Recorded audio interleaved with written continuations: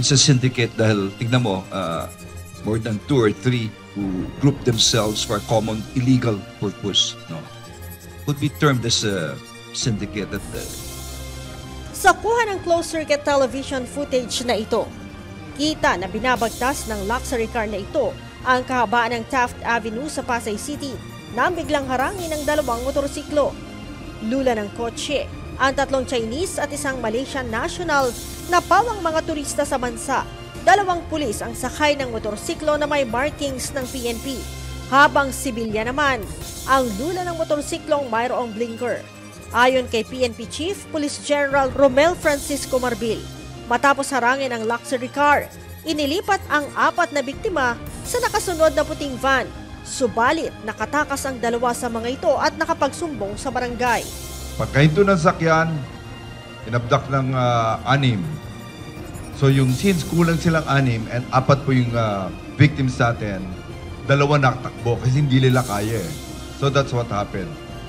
Sinabi ni Interior and Local Government Secretary Benhar Abalos na nagbayad naman ng ransom ang 2 pang dayuhan kapalit ng kanilang kalayaan. the remaining 2 captives were released around 6 o'clock a.m. on June 3 after a ransom of 2.5 million was paid. Nung ito'y nalaman na General Artates at ang kanyang grupo sa NCRPO at ng SPD, no, in coordination with the AKG, with the anti-kidnapping group. So 3 ang nagtulungan dito. Kwento ni Pasay Chief of Police, Police Colonel Samuel Pabonita. Modus ng grupo na maghanap ng dayuhang bibiktimahin sa tulong ng 2 civilian spotter. So yung modus nila is meron lang yung nag-i-inform dun sa mga kasamahan na pulis na merong i-operate, ipa-plug down lang yung sasakyan. So allegedly, may mga kaso. Then, yun, i-ano na nila yung, i-kidnap na nila yung mga biktima. Ang mga suspect na pulis ay mula sa iba't ibang istasyon ng PNP na posible aniyang nagsasama-sama lamang kapag gagawa ng iligal. Ang 4 na pulis ay kinabibilangan ng 1 police major at 3 sarhento. Could be termed as a syndicate. The way that our investigation is going, ganun nga. Ang masaklap dito, ang masaklap talaga rito, of course, may mga civilian. Kita nyo major. Kita nyo yung mga kinidnap, puro mga Chinese, Malaysian nationals. Tapos kung saan galing. Nakita nyo yung purpose. Iba-ibang lugar, may Pasay, may Makati, may Manila, no? So para talagang pinili, no? Kitang-kita mo.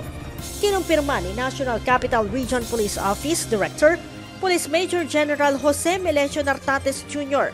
na ang 4 na suspect kasama ang 10 sibilyan ay nasampahan na ng reklamong kidnap for ransom, robbery at carnapping.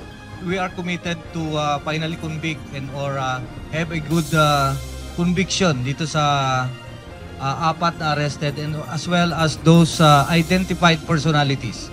And we will not stop from filing of criminal charges, but of course, ako yung regional director and I have administrative jurisdiction over this personnel.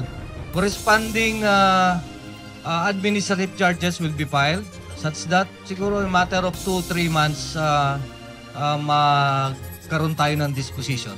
At hindi lang yon, we have some informations and or discontinuing investigations will finally lead to unearthing several cases that they have committed in the past.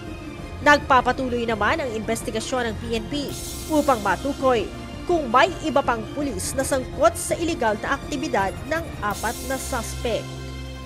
Leia Ilagan, UNTV, News and Rescue. Diyos ang aming sandigan, serbisyo publiko ang aming pinahahalagahan.